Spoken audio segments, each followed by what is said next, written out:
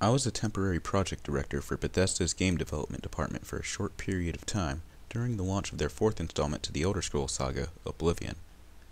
From early 2004 until its release in the spring of 2006, my team and I were responsible for the quest storyboarding and design, mapping out and detailing each quest object, any necessary story component, and of course, the reward. One quest in particular has had me regret I've ever been part of that team. Even the executive producer, Mr. Todd Howard, admits that this wasn't something he could ever imagine happening to a game like this. This quest, rather this achievement awarded quest, rendering it much unsettling, mind you, was actually a very real, important part of the game. Entitled Infiltration, it was the second last and most unusual quest for the Fighters Guild, and a quest result we didn't originally plan to produce. In fact, we didn't expect to produce. In case you've never played the game, the factions quest follow a league of fighters who are hired to perform jobs involving a great deal of fighting, as the name suggests.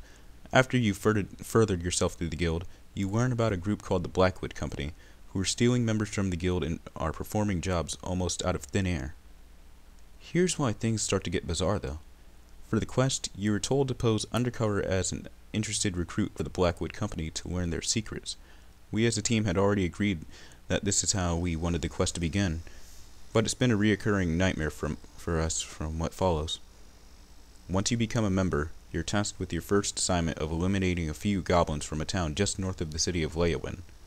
We sat in the boardroom for an hour, rallying ideas until one of us suggested that we add a hallucinogenic substance for the sole purpose of the quest, loosely named Hist. For the quest, you are given it as a gift to drink, for your first mission unknowingly ingesting the rare hallucinogen. Before you know it, you're in the village and tasked with killing the goblins. Now, I don't know why exactly we decided to go this direction, why we wanted to create such an abnormal, unsettling mission, but strangely, that was the way we all wanted, almost as an overwhelming temptation. But here's the thing, the end of this mission is where things start to fall apart real fast. During the test sessions. To end the mission, you go back to the village after awakening from the hallucinogen, only to discover to your horror that the goblins you imagine yourself slaying were not goblins at all, but animals and people. But what was meant to only be a row of dead bodies to the player turned into something nightmarish. We first heard about the discovery one evening when an emergency meeting was called into the studio to review what the game developers had found, myself included. We skinned developers and animators who briefed us quickly on the subject matter.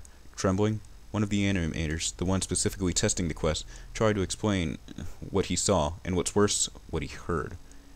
I'll tell you what happened, but try to understand that this was no rendering error, no glitch or flaw in the game's code, or any other factor that we try to establish.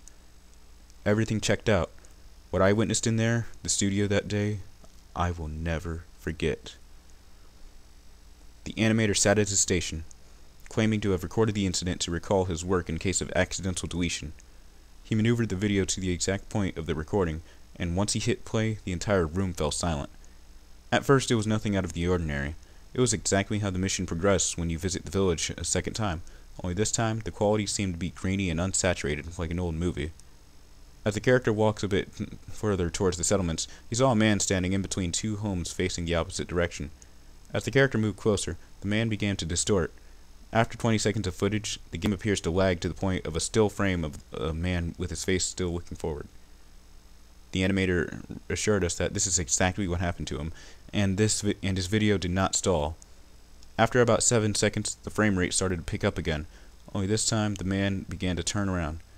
This face looked as though it was pieced together from several different face models, but grotesquely disproportioned as a mess of random, horrifying placements. At this point, there was no sound in the game, just a faint buzz and a crackle of the grain. The character moved around, but the face followed, and only the face.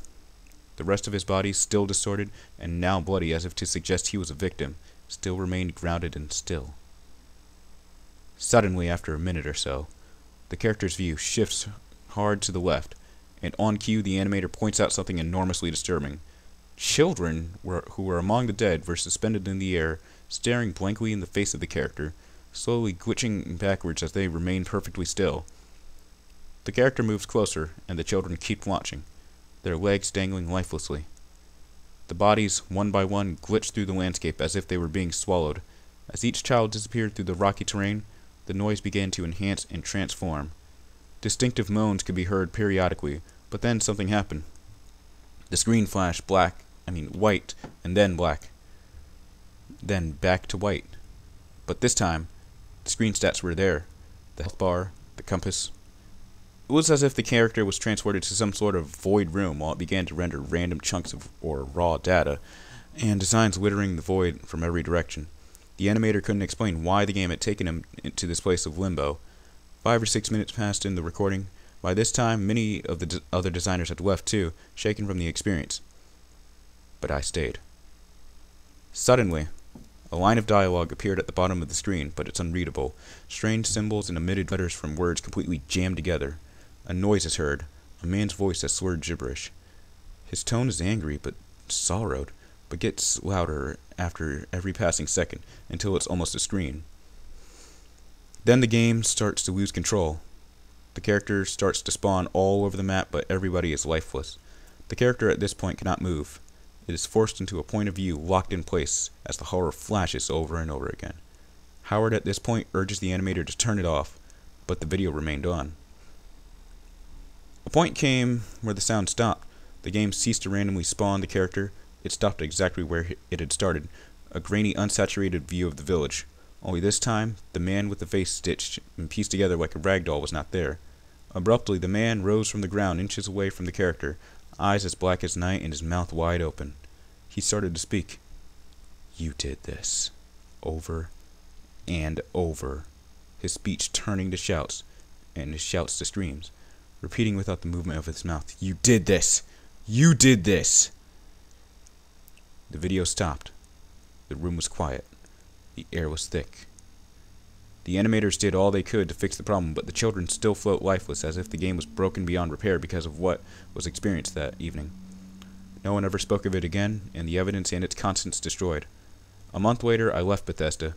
I have not shared this experience until now, and myself and the rest of the team swore to secrecy, but I felt this needed to be shared. I've never looked at it or touched the game again.